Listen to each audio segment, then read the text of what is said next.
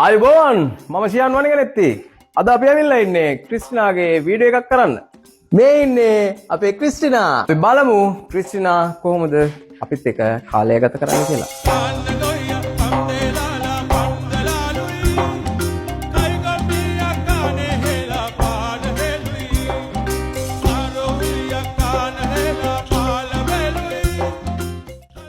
අපේ ඉදුෂාන් මල්ලි ඉදුෂාන් මදුසංක එයා තමා අපේ ක්‍රිස්ටිනා ගැන හොඳටම දන්නේ.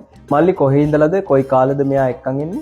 අයියේ මෙයාව කළුවක්ගල ප්‍රදේශයේ මස්කඩයක ඉඳලා තමයි බේරගෙන එන්නේ 2022 මාර්තු මාසයේ අපේ භූමියට. මෙයාට නම මෙයාගේ නම ක්‍රිස්ටිනා. ක්‍රිස්ටිනා. ඔව්. අදට කියන්නේ ක්‍රිස්ටි කියලා. දැන් මෙයාගේ සෞඛ්‍ය තත්ත්වය කොහොමද? මෙයාගේ සෞඛ්‍ය තත්ත්වය සාමාන්‍ය වරෙක් වගේම තමයි. මෙයාගේ සිරඩල් දුවක් නැති හොඳට ජීවත් වෙන කෙනෙක්. ඒ කියන්නේ අවුරුදු 4ක් විතර දැන් නේ? 4ක් තිස්සේ අපි ගාව හොඳට ජීවත් වෙන කෙනෙක් තමයි මෙයා. මේ කට්ටිය ගොඩක් මස් භාවිතයට ගන්න හින්දා මේ අවුරුදු 4ක් විතර කාලයක් සාමාන්‍යයෙන් ජීවත් වෙනවා අඩුයි නේද? මෙයාට කන්න කෑමට මොනවද මල්ලි? මෙයාට අපි දෙන්නේ වලතුරු එළවලු වගේ දේවල් තමයි දෙන්නේ. මෙයා වැඩියෙන්ම කැමති කොමඩු පිපිඤ්ඤා කැකිරි ඒ වගේ ಜಾති වලට මෙයා වැඩියෙන්ම කැමති.